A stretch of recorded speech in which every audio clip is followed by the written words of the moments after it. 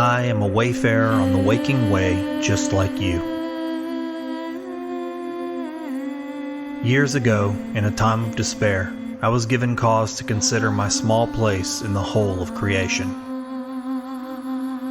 The old questions that have perplexed us for ages were haunting me as well.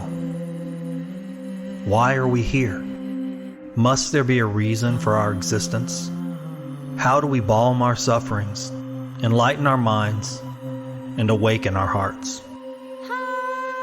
Are there powers, energies, and realities just beyond our ability to comprehend them? Like a new day rising, a fervor to understand these things illuminated my inner east. The discoveries along the way have been manifold, malleable, and colorful. Like a kaleidoscope, the teachings and practices I have gathered continue to shift and bend, imprinting on the textures of daily life just as it is. My ministry arrives in the form of sharing this extremely personal, varied, sacred, ordinary way with you. Let us traverse this landscape together as siblings. I pray you will join me for a time. I am your brother Oran, and this is my witness to the wisdom cry of the Dawn Deacon.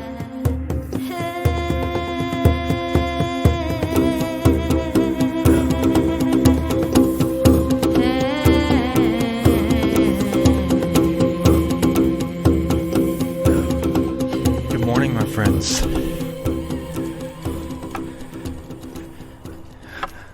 I was just starting my Sunday morning prayer walk. I'd walked about a quarter of a mile and my internal wheels started spinning. I like to use Sundays to think about activities I participated in throughout the week, things that have happened, analyze the good and the bad, and just consider things, contemplate them. I typically on Sundays go walking in a different place just for a change of scenery. I really hadn't planned on taking you with me today, but very quickly into this morning's walk, I realized that some of these contemplations and meditations might be useful to someone out there.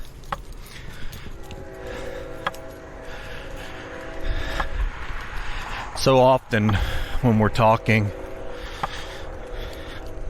I skirt around ideas of spirituality and ritual and religion. In fact, there may be people that even think I'm hostile towards those things. The truth is, I have personal rituals and ideas, practices that I hold very dear to me. And I've shared some of those things.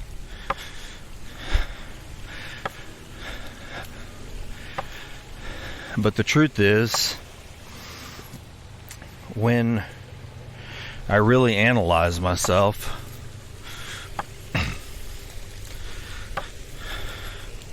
I really do think it's worth sharing some of these things with you. I never know who's listening. I never know who a particular visit is going to connect with. Maybe today that's you. I know, had I been told some of the things I'm about to share this morning, it would have taken a lot of anxiety and confusion out of my way early on in my young adult life. In fact, I'm just reminding myself often, whenever I go on one of these contemplative walks and things start to bubble to the surface.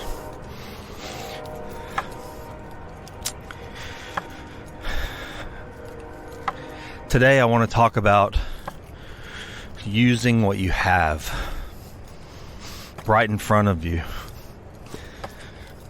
Whether you're a believer in God, gods, or no God at all, I think it's very clear that one can have a deep and rich spiritual life no matter what tradition you come from or what belief you cling to. But I know how I've been, and I understand that there are a lot of people like me. I've never quite fit in to one tradition, one way, and I've always been curious about the common ground between others who practice different forms of spirituality.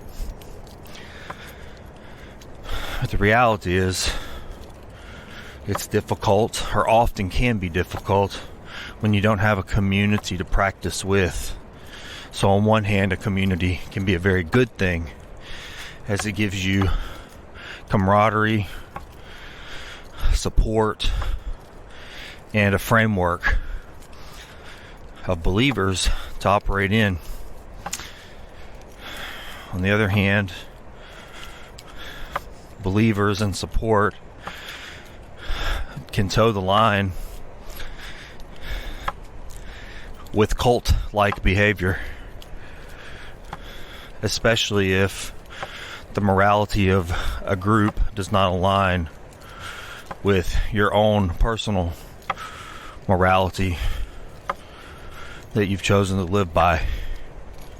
I believe in everybody's autonomy to learn and find their own boundaries of morality. I encourage people to push them to be more inclusive, but I also understand that each person stands in a unique place all their own. In last conversations I've talked about identity, and many conversations I've talked about identity and acceptance. So it's easy in a group to supplant your own identity with that of the group. And in fact, I encourage or even support the ideas of investigating your own identity, your own ego, your own person, and just looking at the ingredients to see if any of it's actually real, and to seek yourself in another way and see if there's something deeper that the self might be made of, less superficial, less surface. But beyond all that,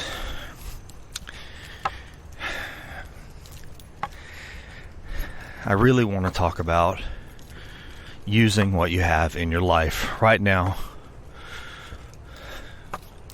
Not everyone has access to the religion of their birth, a teacher.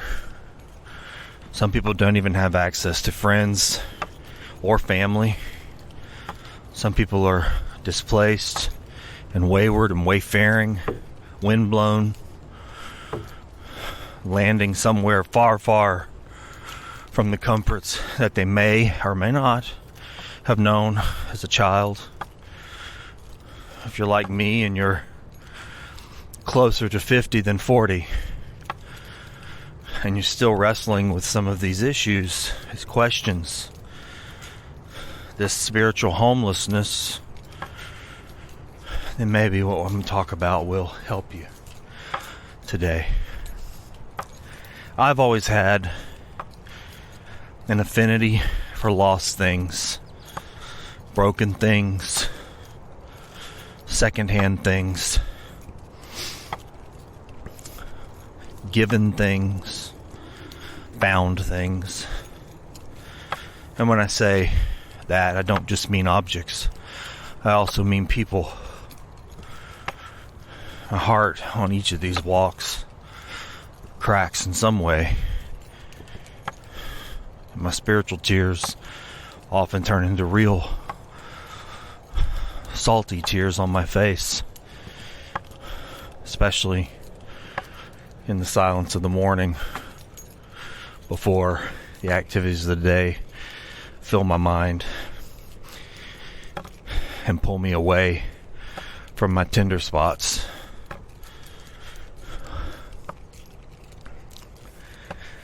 What do I mean when I say use what you have in your life to build a spiritual life? If you're a wayfarer, windblown, or just alone, I really want you, if you're listening today, to know that you're really not. You may not be right next to people like you. You may not have that community acceptance, that very visible and comfortable bond of siblinghood that can be found in a group or a church or a sect or a cult. But you're not alone. Just like all the rest of the windblown seeds in the world, you have a common ground that you share, common roots, and I really believe they can grow anywhere with tending. What do I mean about using what you have? So today, I'm walking in a park that I have access to. It's not the most beautiful park, but often when I come here, I have actually used my imagination to make it sacred and holy for me. There's a fountain in the middle of the park with a particular number of concrete squares surrounding it that make up the path. I've assigned meaning to each of those squares depending on the direction they face, and I'll take moments to stand in them around the flowing water of the fountain in the morning light. Often they act as my temple. To anyone else, they may be nothing. These things might not even be considered. But they, for me, have become a sign of ideas I'd like to see bear fruit in my life, of particular traits I'd like to cultivate and see grow. And so in the rising light, as the fountains turn on, I walk the circle. I walk around the park a certain number of times as an offering of prayer, or even a sweet mortification to some degree, asking my feet to pray for me when my mind's too tired. The tap of my bamboo cane, an offering, meaningless to some, to another, you hear it now. Do you consider that it's a prayer? All of this is just mind work. These things, fabrications, but they give meaning to me, and they add a type of holiness, humble holiness, to ordinary places and ordinary things. Maybe you don't have a teacher, but you can look around and use what you have, anything. The other day, just a day ago, I was watering my plants during the evening and the afternoon sun, almost dusk, and watching the water drip and glisten off of the leaves and flowers. And there was one particular plant that I'd foraged 3 years ago. I remember driving home one evening and I saw a pop of orange on the side of the road, just in the ditch, growing among the trash. It wasn't too far from my home, so one afternoon I walked from my house with a shovel down to the spot in the garbage that I saw the color in, and it was an almost dead little patch of lantana. And if you're familiar with lantana, you know the colors and the arrangement I'm talking about. It was about the size of a basketball. So I pulled its frail roots up from the ground, the rocks, and I brought it home and put it in a pot. Gave it fresh soil and water. In the first weeks after the recovery, the plant did not do well. It was the shock, which most people who transplant things will notice. The leaves withered. It seemed as though it would die, to be honest. But in the weeks and months that followed, the lantana started showing leaves, and I watered it and I fed it, among the other things that I'd foraged and transplanted. And then sometime within the next year, it started to grow just a bit, and it would make its cycles like the other plants: flower to seed, hibernation, and growth again.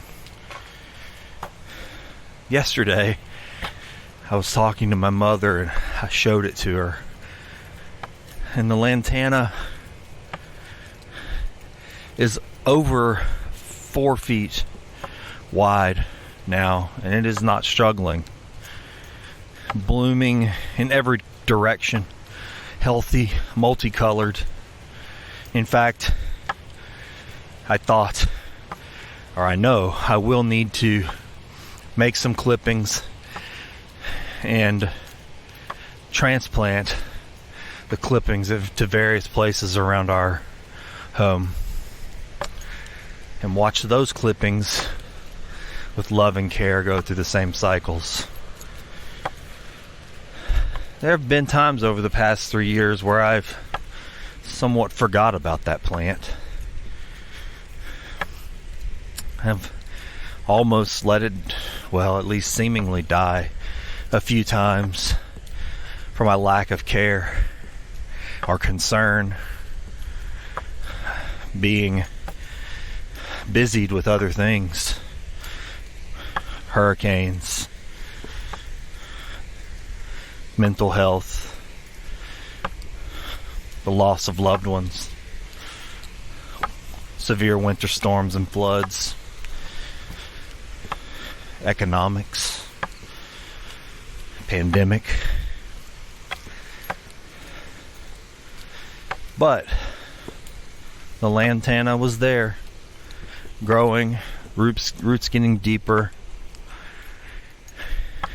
And then this year, it just exploded in growth and color. It's really beautiful and surprising. And unless I told you the story of this meager little trash plant, you wouldn't know. You might even ask me where I got such a beautiful, beautiful patch. The fountains just kicked in. Do you hear that? How do I use the lantana? When I was watering it The other day I thought about all the different good things and maybe seemingly hopeless things in my life that were so easy to give up on, so easy to forget about in the busyness. And am I watering them? Am I revisiting them, pruning them, trimming them, and giving them time to flourish? Or do I give up on them? Good examples of this would be my mercy and compassion and kindness and goodwill, wisdom, discernment, concentration, action. All these things can be turned towards goodness. But am I watering them? Do I give them any attention? Or do I allow them to root out and dry in the pots? In that moment, the lantana was a teacher. It didn't do it on its own, mind you. I had to turn my attention towards it and allow the lesson to come and rise up out of the soil of my mind. But I used what I had. And in that moment it was my master, priest, counselor, comforter. And that's just one example of using what you have.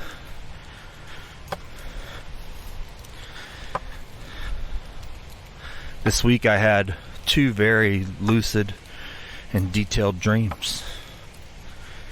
And I visited with my wife about both of them.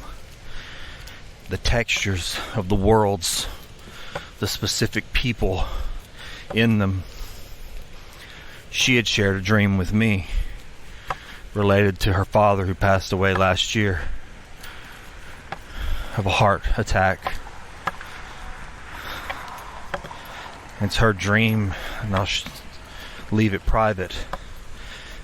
But within a day of her sharing that, I also had a dream of my grandfather who died of a heart attack when I was a young boy. And in the dream, I was a young boy again, many years younger than when he passed away. It made me realize how much I missed his presence. But being aware of what was to come, in my dream I made a choice to tell my grandfather about what was coming, about his heart, and I pleaded with him to take the right actions to change it so that he could be with us and help us, so that we could have a grandfather in our life, because we really didn't after his passing. In my dream, I could tell that he was confused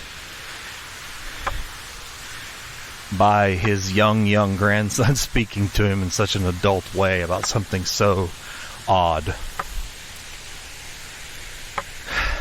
As I sat on his knee and tried to convince him that what I was saying was true,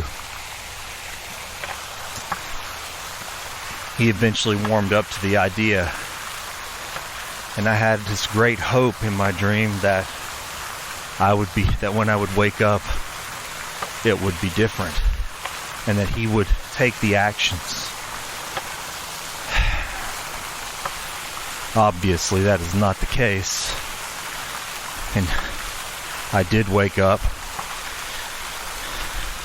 in the same timeline, and my grandfather still passed away from the same heart attack. I visited with my wife about this, and on one hand, It's very easy to see where the seeds were from our conversation about her father and her particular dream, and how my dream of my grandfather related. But yesterday, I was thinking about what I could learn from it. Instead of leaving the dream in a novel place and simply saying it was nice to see my grandfather again, was there anything in it that I could learn, anything in my actions? And the answer was yes. Even my wife's dream was a cause to take a right action and to turn the dial towards something positive. The loss of so many people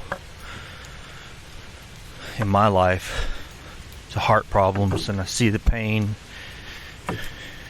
and the missing men.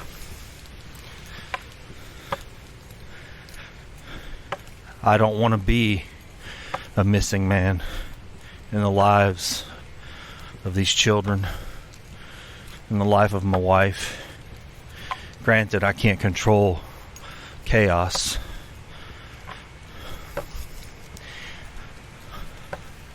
With so many things in the world that could take our lives from us, pull us quickly and instantly from the arms of our loved ones.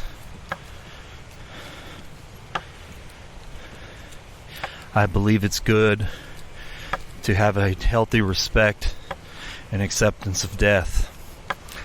But in this body, in this incarnation, this identity that's rose up this person named Oran,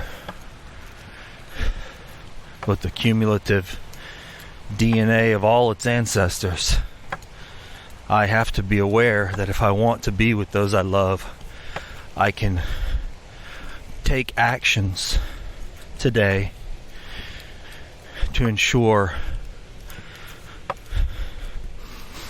that my heart is as healthy as it can be. Truth is, for weeks I've already been, or even not weeks, but months, been taking those actions.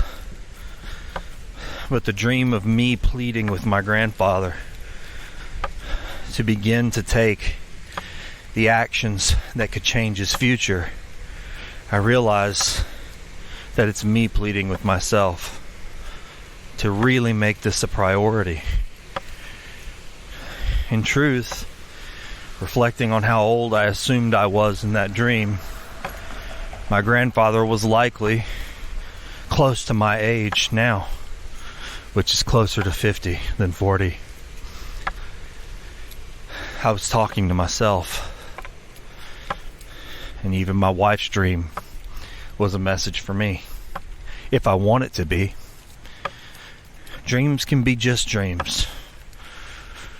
These incredible, elaborate stories that rise up from all these ingredients. But I consider myself lucky to have had these lucid dreams this week. And so, the dream becomes the teacher, the wise companion. It's what I had to work with. The lantana plant and the dream are just two examples of using what you have. It could be something you find on a walk. It could be the words of a stranger overheard, eavesdropped. A plant on the side of the road. Honestly, it could be anything. Sometimes I think I've been guilty of what maybe some have called fantasy. Easy to say, oh, you look for signs so you find what you want. You look for alignments and you make them. And I don't disagree wholeheartedly. but I still think it's a good thing, especially if you're allowing them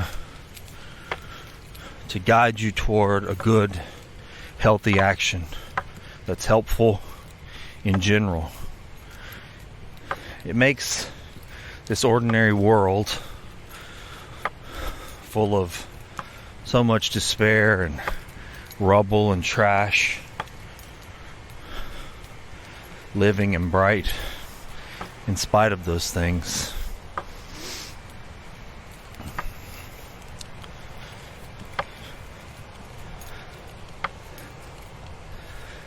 There are so many more examples I could share of using what you have, making and finding meaning. But I encourage you to find your own meaning. I encourage you to look in your own life. For me, I find it often in the forgotten places, the edges, the leftover spots, where things go to get caught in the fence, or the thistles and thorns. Digging around in those spaces are great treasures for me.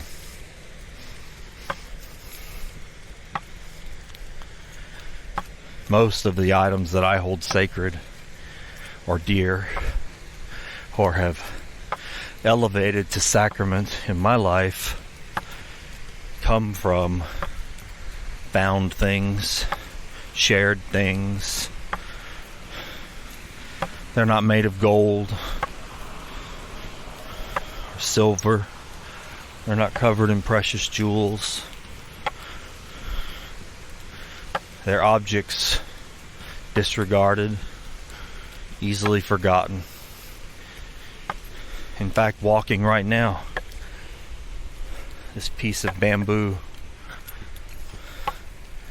one piece in a world covered in it, comes from a place that I enjoyed walking and sharing the Chaplet of Divine Mercy for many years. It's split and bent, but when I hold it, I remember. It carries, for me, through my connection to it, the power of that time. On this simple bamboo reed, all dried and split, are 3 medicine bags filled with items, stories, people, moments, joyful and painful, and just holding them. Even when I can't remember all the moments, I find meaning in them just in looking at these bags and knowing that I'm honoring my whole history, not just the manicured parts. This is a way for me to use what I have, use what I've found, what's been with me along the way. And there's room in these bags for more. If only I am willing to be aware.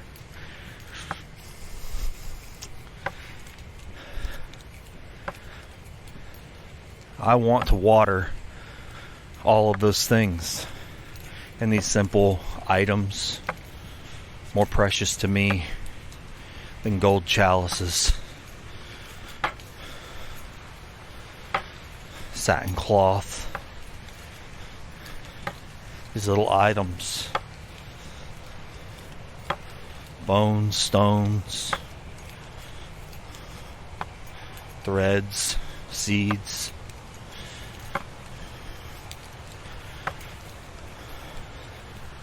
These little items are valuable. I want to water them. I want to water them just like the lantana. And they grow. Within each of these small things, there's a whole world for me to access if I'm willing to use my humble mind, if I'm willing to contemplate them and touch them with sincerity. Use what you have in your life. Doesn't have to be an object or a collection of things. It can just be a space, just like this park. It could be a corner of a street.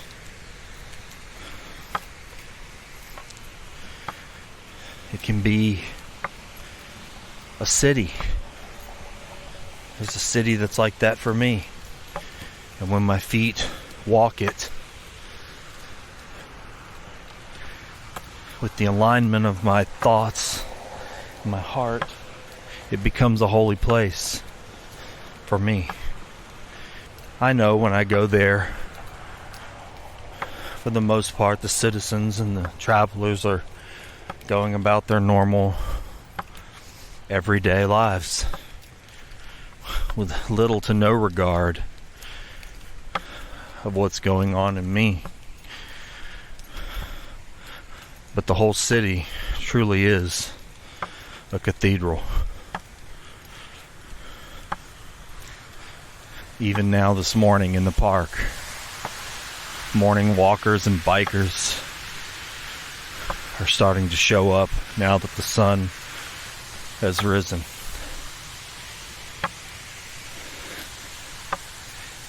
Is it a holy place for them, or is it just a park? Doesn't matter. It's holy for me. I'm not sure there's much more I can say to encourage you to use what you have. The main thing is, I encourage you, or I hope, truthfully, that by listening to this, you feel less alone, especially if you don't have a community or even a partner that you can share your internal life with. I've been there. I am blessed to have a partner like that in my wife. And in many ways, she is my church, my Sangha, my spiritual group. And I hope I've been a good partner to her. Maybe you just have one person. Regardless, there are people out there, and I hope you will consider me, your brother, one of them, who are thinking of you and just turning their hearts towards you on this Sunday. And across all the distance, you feel a simple loving of another human being, no matter your circumstances. Whatever they are, you can use them somehow, find meaning in them. Maybe that will be healthy, and maybe it gives you peace and a feeling of hope. Thank you for coming on this walk with me today. May all beings have happiness and the causes of happiness. May all be free from suffering and the causes of suffering. May all rejoice in the well-being of others. And may we all live in peace, free from greed and hatred.